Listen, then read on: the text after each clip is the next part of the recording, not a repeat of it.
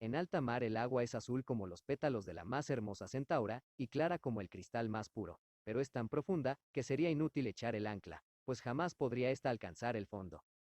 Habría que poner muchos campanarios, unos encima de otros, para que, desde las honduras, llegasen a la superficie. Pero no creáis que el fondo sea todo de arena blanca y helada. En él crecen también árboles y plantas maravillosas, de tallo y hojas tan flexibles, que al menor movimiento del agua se mueven y agitan como dotadas de vida. Toda clase de peces, grandes y chicos, se deslizan por entre las ramas, exactamente como hacen las aves en el aire. En el punto de mayor profundidad se alza el palacio del rey del mar.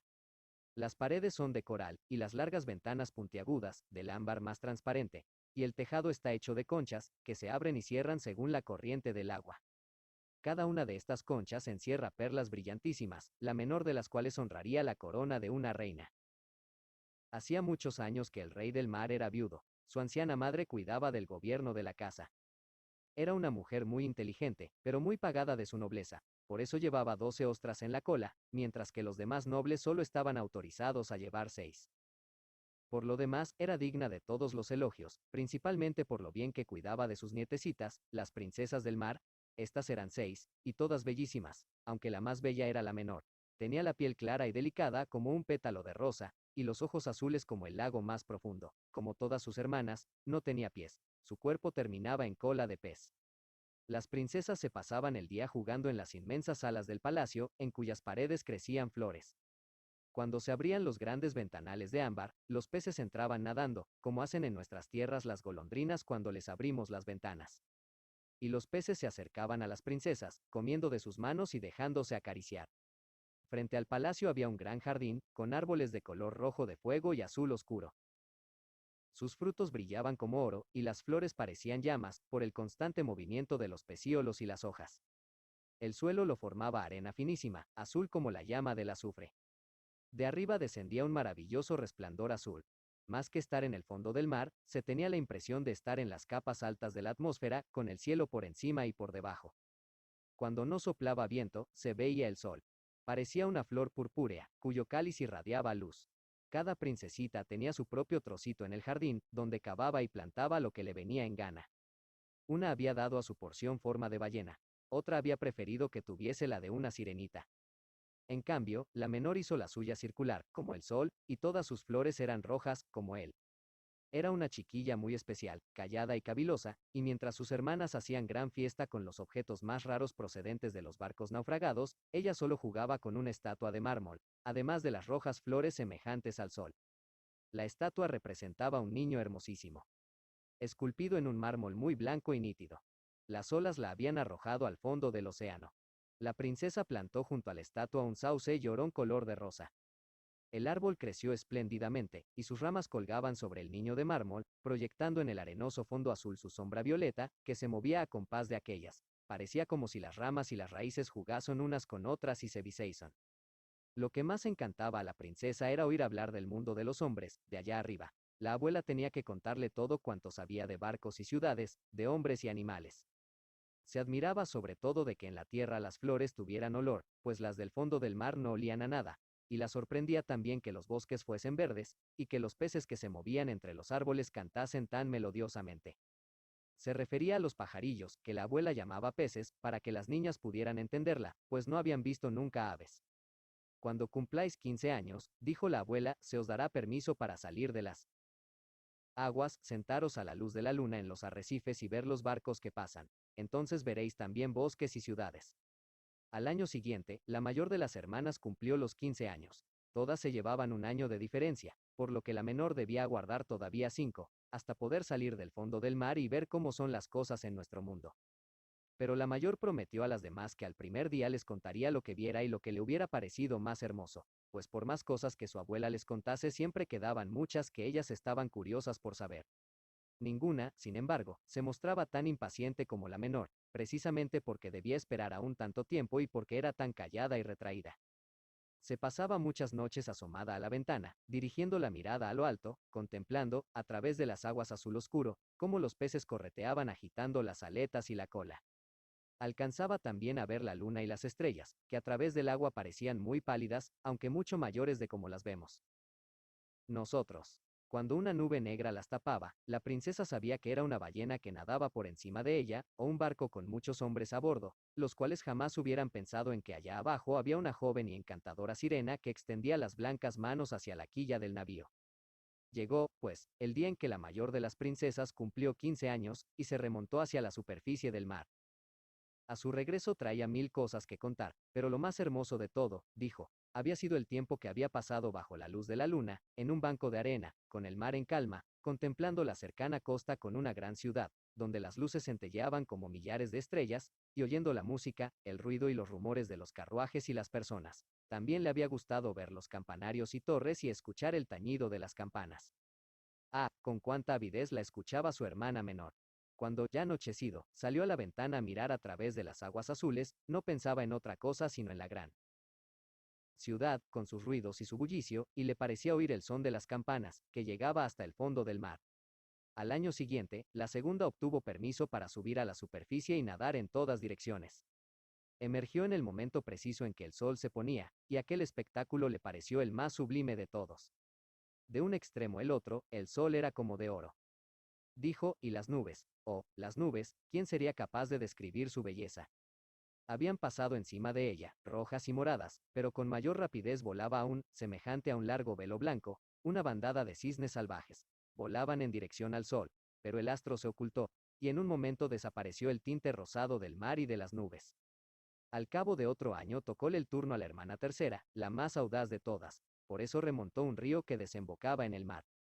Vio deliciosas colinas verdes cubiertas de pámpanos, y palacios y cortijos que destacaban entre magníficos bosques.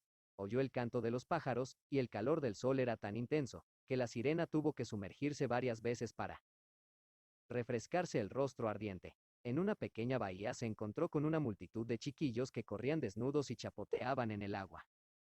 Quiso jugar con ellos, pero los pequeños huyeron asustados, y entonces se le acercó un animalito negro, un perro. Jamás había visto un animal parecido, y como ladraba terriblemente, la princesa tuvo miedo y corrió a refugiarse en alta mar. Nunca olvidaría aquellos soberbios bosques, las verdes colinas y el tropel de chiquillos, que podían nadar a pesar de no tener cola de pez. La cuarta de las hermanas no fue tan atrevida. No se movió del alta mar, y dijo que este era el lugar más hermoso. Desde él se divisaba un espacio de muchas millas, y el cielo semejaba una campana de cristal. Había visto barcos, pero a gran distancia. Parecían gaviotas. Los graciosos delfines habían estado haciendo piruetas, y enormes ballenas la habían cortejado proyectando agua por las narices como centenares de surtidores. Al otro año tocó el turno a la quinta hermana. Su cumpleaños caía justamente en invierno. Por eso vio lo que las demás no habían visto la primera vez. El mar aparecía intensamente verde, y en derredor flotaban grandes icebergs, parecidos a perlas, dijo, y, sin embargo, mucho mayores que los campanarios que construían los hombres. Adoptaban las formas más caprichosas y brillaban como diamantes. Ella se había sentado en la cúspide del más voluminoso, y todos los veleros se desviaban aterrorizados del lugar donde ella estaba, con su larga cabellera ondeando al impulso del viento, pero hacia el atardecer el cielo se había cubierto de nubes, y habían estallado relámpagos y truenos, mientras el mar, ahora negro, levantaba los enormes bloques de hielo que brillaban a la roja luz de los rayos. En todos los barcos arriaban las velas, y las tripulaciones eran presa de angustia y de terror, pero ella había seguido sentada tranquilamente en su iceberg, contemplando los rayos azules que zigzagueaban sobre el mar reluciente. La primera vez que una de las hermanas salió a la superficie del agua, todas las demás quedaron encantadas oyendo las novedades y bellezas que había visto, pero una vez tuvieron permiso para subir cuando les viniera en gana. Aquel mundo nuevo pasó a ser indiferente para ellas. Sentían la nostalgia del suyo, y al cabo de un mes afirmaron que sus parajes submarinos eran los más hermosos de todos, y que se sentían muy bien en casa. Algún que otro atardecer, las 5 hermanas se cogían de la mano y subían juntas a la superficie. Tenían bellísimas voces, mucho más bellas que cualquier humano, y cuando se fraguaba alguna tempestad, se situaban ante los barcos que corrían peligro de naufragio, y con arte exquisito cantaban a los marineros las bellezas del fondo del mar, animándolos a no temerlo. Pero los hombres no comprendían sus palabras, y creían que eran los ruidos de la tormenta, y nunca les era dado contemplar las magnificencias del fondo, pues si el barco se iba a pique, los tripulantes se ahogaban, y al palacio del rey del mar solo llegaban cadáveres. Cuando, al anochecer, las hermanas, cogidas del brazo, subían a la superficie del océano, la menor se quedaba abajo sola, mirándolas con ganas de llorar, pero una sirena no tiene lágrimas, y por eso es mayor su sufrimiento. Ay, si tuviera 15 años, decía. Sé que me gustará el mundo de allá arriba, y amaré a los hombres que lo habitan. Y como todo llega en este mundo, al fin cumplió los 15 años. Bien, ya eres mayor, le dijo la abuela, la anciana reina viuda. Ven, que te ataviaré como a tus hermanas. Y le puso en el cabello una corona de lirios blancos, pero cada pétalo era la mitad de una perla, y la anciana mandó adherir 8 grandes ostras a la cola de la princesa como distintivo de su alto rango. Duele, exclamaba la doncella. Hay que sufrir para ser hermosa, contestó la anciana. La doncella de muy buena gana se habría sacudido todos aquellos adornos y la pesada diadema, para quedarse vestida con las rojas flores de su jardín, pero no se atrevió a introducir novedades. Adiós, dijo, elevándose, ligera y diáfana a través del agua, como una burbuja. El sol acababa de ocultarse cuando la sirena asomó la cabeza a la superficie, pero las nubes relucían aún como rosas y oro, y en el rosado cielo brillaba la estrella vespertina, tan clara y bella. El aire era suave y fresco, y en el mar reinaba absoluta calma. Había a poca distancia un gran barco de 3 palos. Una sola vela estaba izada, pues no se movía ni la más leve brisa, y en cubierta se veían los marineros por entre las jarcias y sobre las pértigas. Había música y canto, y al oscurecer encendieron centenares de farolillos de colores. Parecía como si ondeasen al aire las banderas de todos los países. La joven sirena se acercó nadando a las ventanas de los camarotes, y cada vez que una ola la levantaba, podía echar una mirada a través de los cristales, límpidos como espejos, y veía muchos hombres magníficamente ataviados. El más hermoso, empero, era el joven príncipe, de grandes ojos negros. Seguramente no tendría más allá de 16 años. Aquel día era su cumpleaños, y por eso se celebraba la fiesta.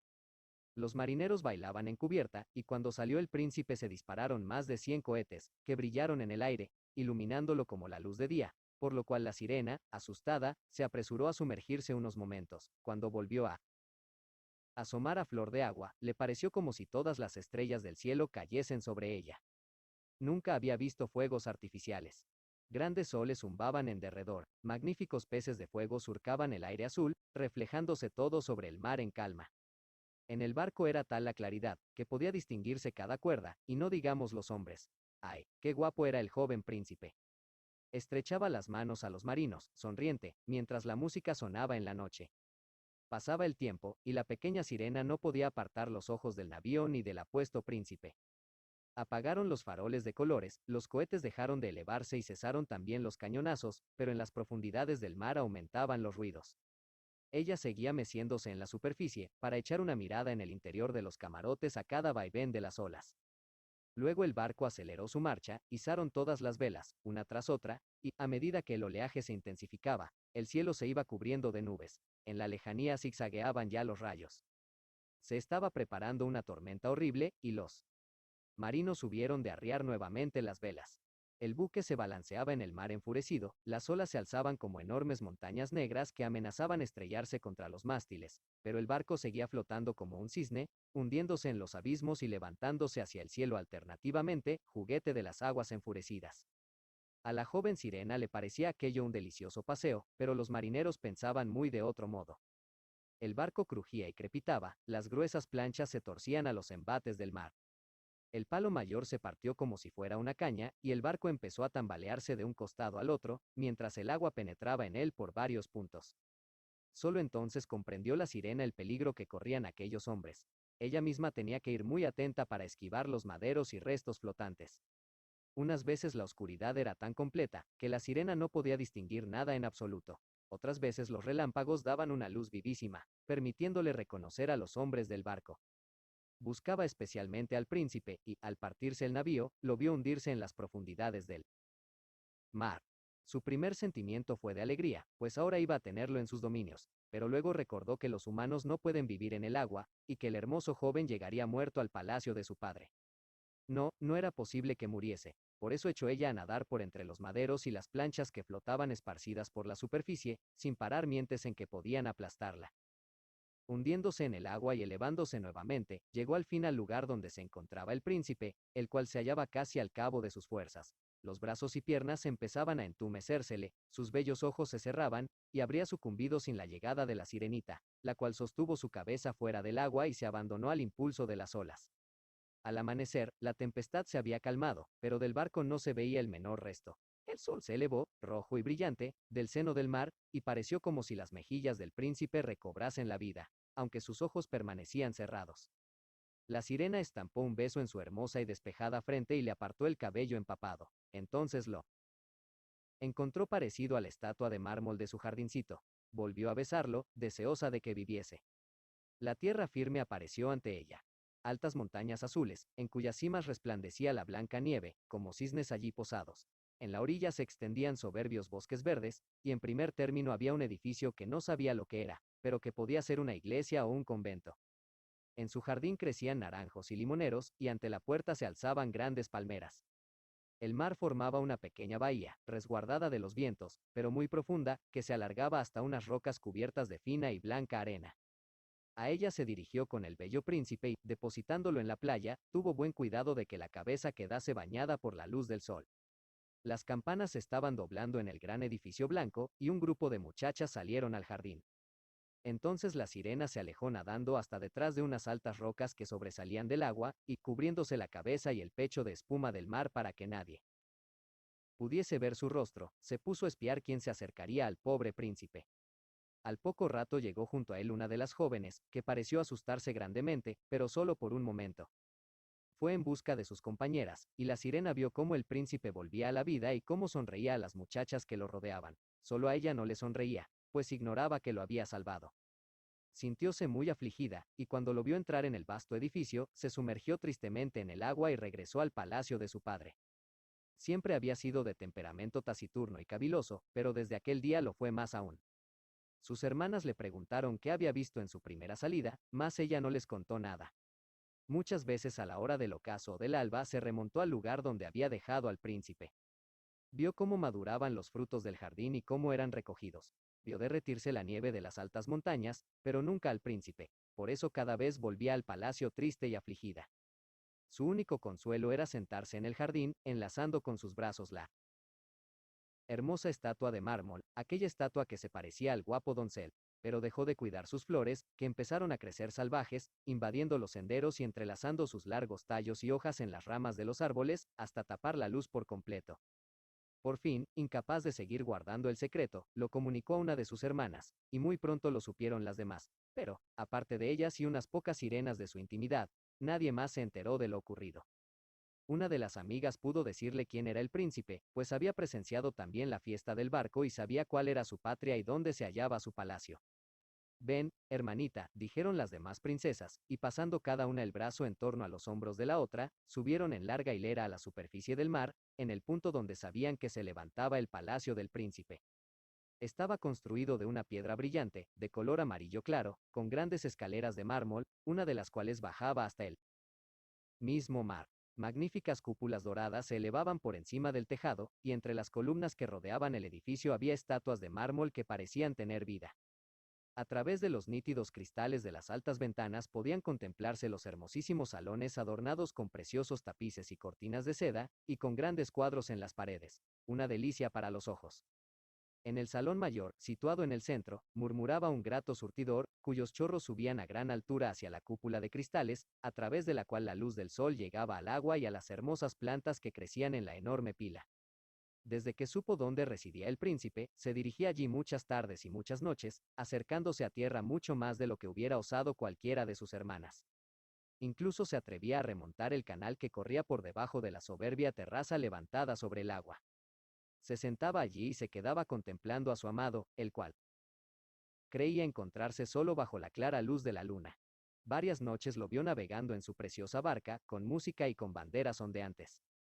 Ella escuchaba desde los verdes juncales, y si el viento acertaba a cogerle el largo velo plateado haciéndolo visible, él pensaba que era un cisne con las alas desplegadas.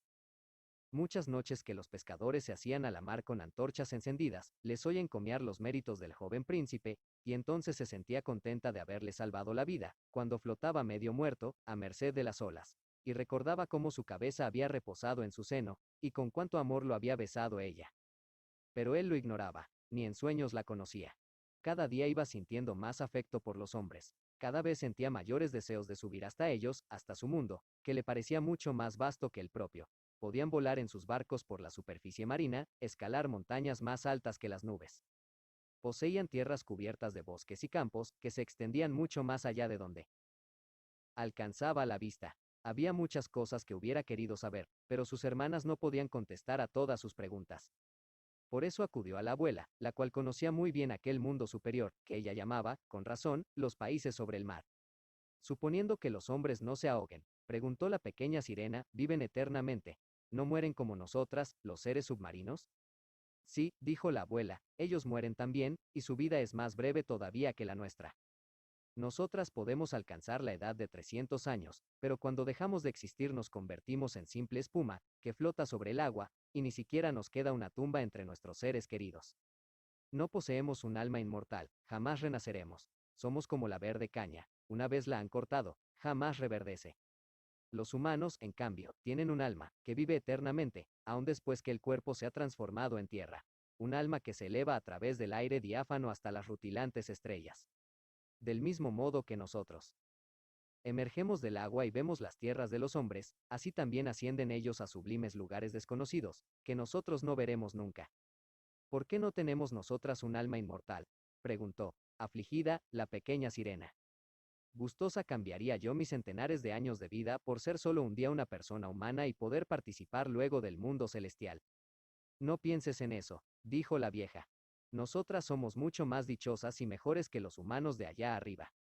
Así, pues, moriré y vagaré por el mar convertida en espuma, sin oír la música de las olas, ni ver las hermosas flores y el rojo globo del sol. ¿No podría hacer nada para adquirir un alma inmortal? No, dijo la abuela. Hay un medio, sí, pero es casi imposible. Sería necesario que un hombre te quisiera con un amor más intenso del que tiene a su padre y su madre, que se aferrase a ti con todas sus potencias y todo su amor, e hiciese que un sacerdote enlazase vuestras manos, prometiéndote fidelidad aquí y para toda la eternidad. Entonces su alma entraría en tu cuerpo, y tú también tendrías parte en la bienaventuranza reservada a los humanos. Te daría alma sin perder por ello la suya. Pero esto jamás podrá suceder. Lo que aquí en el mar es hermoso, me refiero a tu cola de pez, en la tierra lo encuentran feo. No sabrían comprenderlo. Para ser hermosos, ellos necesitan dos apoyos macizos, que llaman piernas. La pequeña sirena consideró con un suspiro su cola de pez. No nos pongamos tristes, la animó la vieja. Saltemos y brinquemos durante los 300 años que tenemos de vida. Es un tiempo muy largo, tanto mejor se descansa luego. Esta noche celebraremos un baile de gala. La fiesta fue de una magnificencia como nunca se ve en la tierra. Las paredes y el techo del gran salón eran de grueso cristal, pero transparente. Centenares de enormes conchas, color de rosa y verde, se alineaban a uno y otro lado con un fuego de llama azul que iluminaba toda la sala y proyectaba su luz al exterior, a través de las paredes, y alumbraba el mar, permitiendo ver los inúmeros peces, grandes y chicos, que nadaban junto a los muros de cristal. Unos, con brillantes escamas purpúreas. Otros, con reflejos dorados y plateados. Por el centro de la sala fluía una ancha corriente, y en ella bailaban los moradores submarinos al son de su propio y delicioso canto. Los humanos de nuestra tierra no tienen tan bellas voces. La joven sirena era la que cantaba mejor. Los asistentes aplaudían, y por un momento sintió un gozo auténtico en su corazón, al percatarse de que poseía la voz más hermosa de cuantas existen en la tierra y en el mar. Pero muy pronto volvió a acordarse del mundo de lo alto.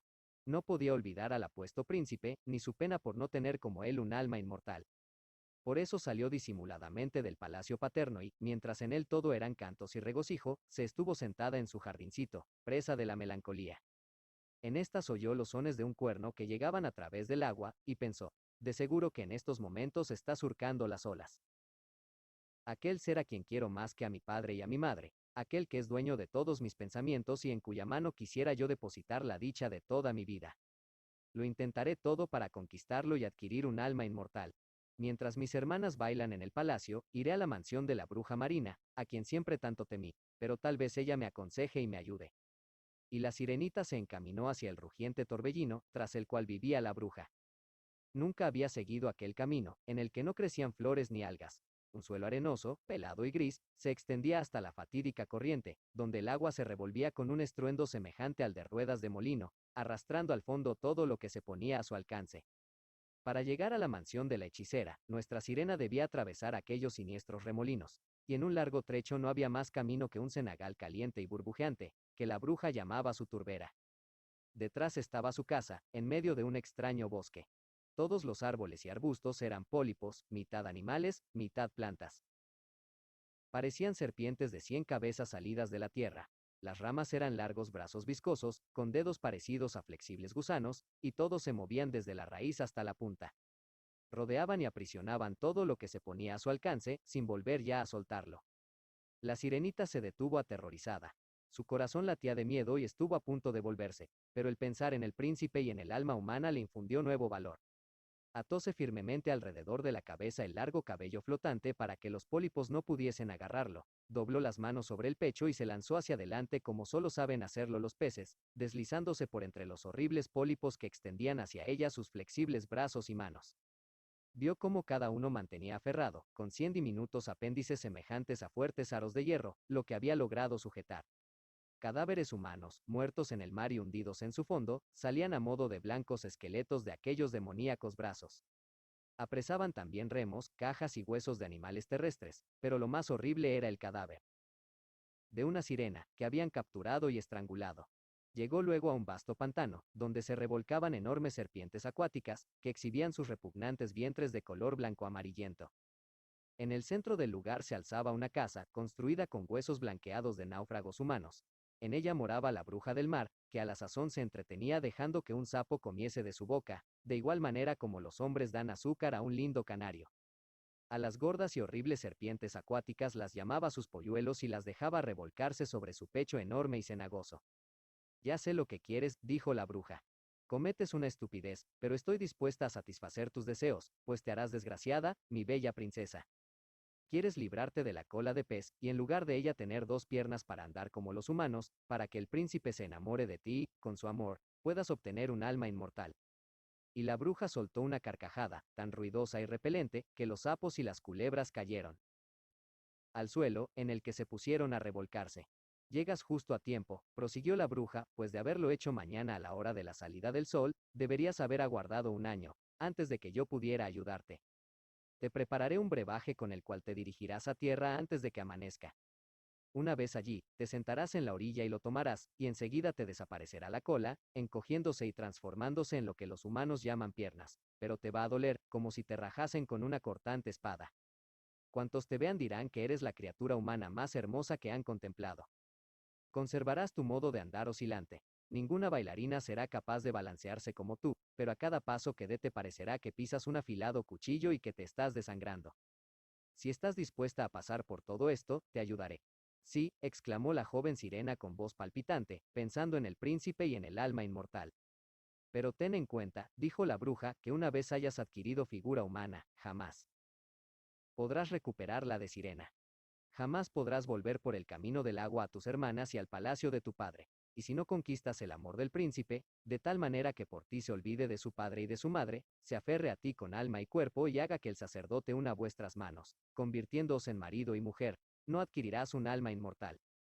La primera mañana después de su boda con otra, se partirá tu corazón y te convertirás en espuma flotante en el agua. Acepto, contestó la sirena, pálida como la muerte. Pero tienes que pagarme, prosiguió la bruja, y el precio que te pido no es poco. Posees la más hermosa voz de cuantas hay en el fondo del mar, y con ella piensas hechizarle. Pues bien, vas a darme tu voz.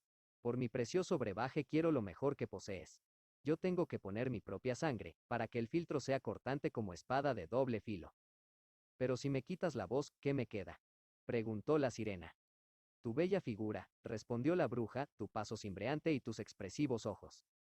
Con todo esto puedes turbar el corazón de un hombre. Bien, ¿has perdido ya el valor? Saca la lengua y la cortaré, en pago del milagroso brebaje. Sea, pues, dijo la sirena, y la bruja dispuso su caldero para preparar el filtro. La limpieza es buena cosa, dijo, fregando el caldero con las serpientes después de hacer un nudo con ellas. Luego, arañándose el pecho hasta que asomó su negra sangre, echó unas gotas de ella en el recipiente. El vapor dibujaba las figuras más extraordinarias, capaces de infundir miedo al corazón más audaz.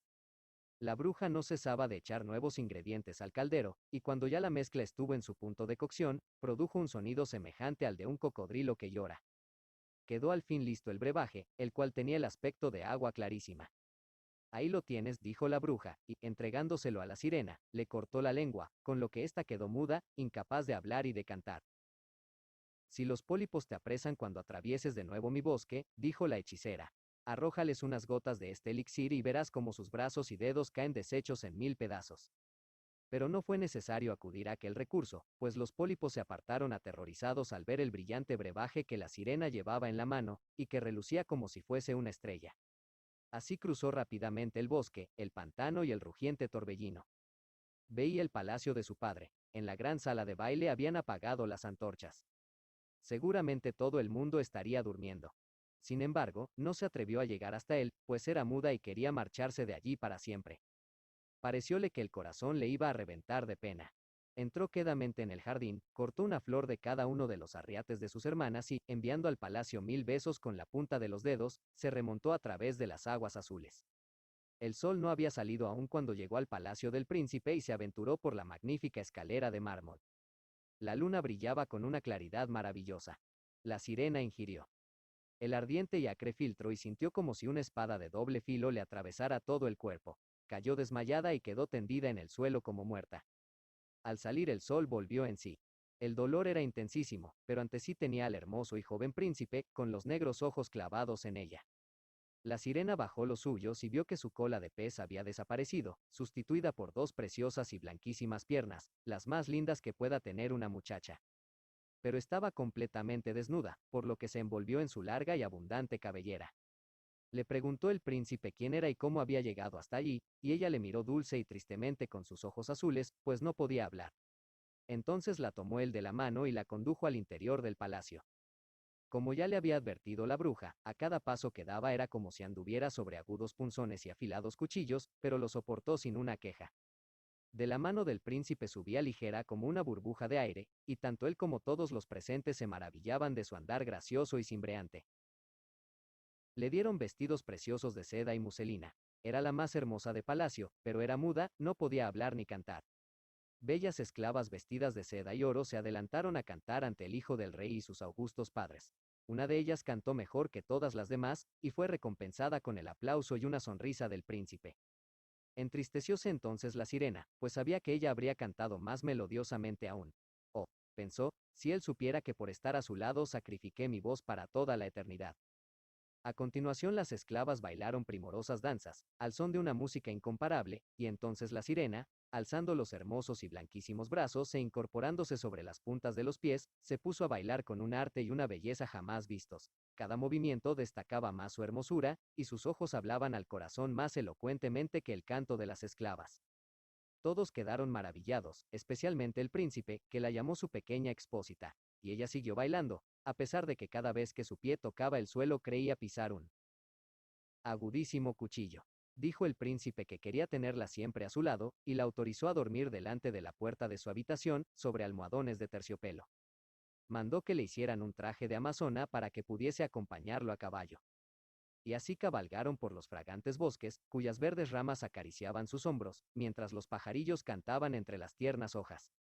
Subió con el príncipe a las montañas más altas, y, aunque sus delicados pies sangraban y los demás lo veían, ella seguía a su señor sonriendo, hasta que pudieron contemplar las nubes a sus pies, semejantes a una bandada de aves camino de tierras extrañas. En palacio, cuando, por la noche, todo el mundo dormía, ella salía a la escalera de mármol a bañarse los pies en el agua de mar, para aliviar su dolor. Entonces pensaba en los suyos, a los que había dejado en las profundidades del océano. Una noche se presentaron sus hermanas, cogidas del brazo, cantando tristemente, mecidas por las olas. Ella les hizo señas y, reconociéndola, las sirenas se le acercaron y le contaron la pena que les había causado su desaparición. Desde entonces la visitaron todas las noches, y una vez vio a lo lejos incluso a su anciana abuela, que llevaba muchos años sin subir a la superficie, y al rey del mar, con la corona en la cabeza. Ambos le tendieron los brazos, pero sin atreverse a acercarse a tierra como las hermanas. Cada día aumentaba el afecto que por ella sentía el príncipe, quien la quería como se puede querer a una niña buena y cariñosa. Pero nunca le había pasado por la mente la idea de hacerla reina, y, sin embargo, necesitaba llegar a ser su esposa, pues de otro modo no recibiría un alma inmortal, y la misma mañana de la boda del príncipe se convertiría en espuma del mar. No me amas por encima de todos los demás, parecían decir los ojos de la pequeña sirena, cuando él la cogía en sus brazos y le besaba la hermosa frente. Sí, te quiero más que a todos, respondía él, porque eres la que tiene mejor corazón, la más adicta a mí, y porque te pareces a una muchacha a quien vi una vez, pero que jamás volveré a ver. Navegaba yo en un barco que naufragó, y las olas me arrojaron a la orilla cerca de un santuario, en el que varias doncellas cuidaban del culto. La más joven me encontró y me salvó la vida. Yo la vi solamente 2 veces. Era la única a quien yo podría amar en este mundo, pero tú te le pareces. Tú casi destierras su imagen de mi alma. Ella está consagrada al templo, y por eso mi buena suerte te ha enviado a ti. Jamás nos separaremos. Ay, no sabe que le salvé la vida, pensó la sirena. Lo llevé sobre el mar hasta el bosque donde se levanta el templo, y, disimulada por la espuma, estuve espiando si llegaban seres humanos. Vi a la linda muchacha, a quien él quiere más que a mí. Y exhaló un profundo suspiro, pues llorar no podía. La doncella pertenece al templo, ha dicho, y nunca saldrá al mundo. No volverán a encontrarse, pues, mientras que yo estoy a su lado, lo veo todos los días. Lo cuidaré, lo querré, le sacrificaré mi vida. Sin embargo, el príncipe debía casarse, y, según rumores, le estaba destinada por esposa la hermosa hija del rey del país vecino. A este fin, armaron un barco magnífico. Se decía que el príncipe iba a partir para visitar las tierras de aquel país, pero en realidad era para conocer a la princesa su hija, y por eso debía acompañarlo un numeroso séquito. La sirenita meneaba, sonriendo, la cabeza, conocía mejor que nadie los pensamientos de su señor. Debo partir, le había dicho él. Debo ver a la bella princesa, mis padres lo exigen, pero no me obligarán a tomarla por novia. No puedo amarla, pues no se parece a la hermosa doncella del templo que es como tú. Si un día debiera elegir yo novia, esta serías tú, mi muda expósita de elocuente mirada. La besó los rojos labios, y, jugando con su larga cabellera, apoyó la cabeza sobre su corazón, que soñaba en la felicidad humana y en el alma inmortal. No te da miedo el mar, mi pequeñina muda, le dijo cuando ya se hallaban a bordo del navío que debía conducirlos al vecino reino. Y le habló de la tempestad y de la calma, de los extraños peces que pueblan los fondos marinos y de lo que ven en ellos los buzos. Y ella sonreía escuchándolo, pues estaba mucho mejor enterada que otro cualquiera de lo que hay en el fondo del mar. Una noche de clara luna, cuando todos dormían, excepto el timonel, que permanecía en su puesto, sentóse ella en la borda y clavó la mirada en el fondo de las aguas límpidas. Le pareció que distinguía el palacio de su padre. Arriba estaba su anciana abuela con la corona de plata en la cabeza, mirando a su vez la quilla del barco a través de la rápida corriente. Las hermanas subieron a la superficie y se quedaron también mirándola tristemente, agitando las blancas manos. Ella les hacía señas sonriente, y quería explicarles que estaba bien, que era feliz, pero se acercó el grumete, y las sirenas se sumergieron, por lo que él creyó que aquella cosa blanca que había visto no era sino espuma del mar. A la mañana siguiente el barco entró en el puerto de la capital del país vecino. Repicaban todas las campanas, y desde las altas torres llegaba el son de las trompetas, mientras las tropas aparecían formadas con banderas ondeantes y refulgentes bayonetas. Los festejos se sucedían sin interrupción, con bailes y reuniones, mas la princesa no había llegado aún. Según se decía, la habían educado en un lejano templo, donde había aprendido todas las virtudes propias de su condición. Al fin llegó a la ciudad. La sirenita estaba impaciente por ver su hermosura, y hubo de confesarse que nunca había visto un ser tan perfecto. Tenía la piel tersa y purísima, y detrás de las largas y oscuras pestañas sonreían unos ojos azul oscuro, de dulce expresión. «Eres tú», dijo el príncipe, «la que me salvó cuando yo yacía como un cadáver en la costa».